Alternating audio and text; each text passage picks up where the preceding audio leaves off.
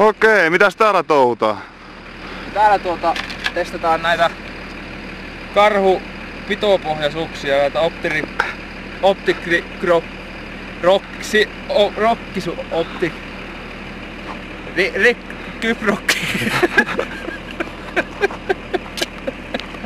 Joo, optigrip-suksia.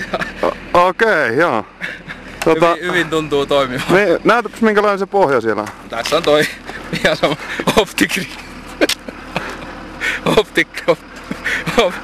Optigrippi. Joo, se on aika erikoisen näköinen. No joo. Ja tääkö nyt sitten toimii? Tämähän se toimii.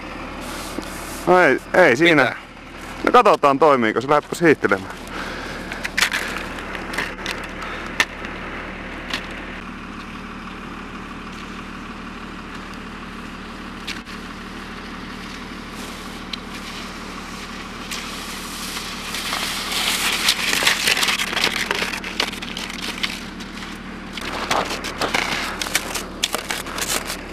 Sehän näytti toimiva.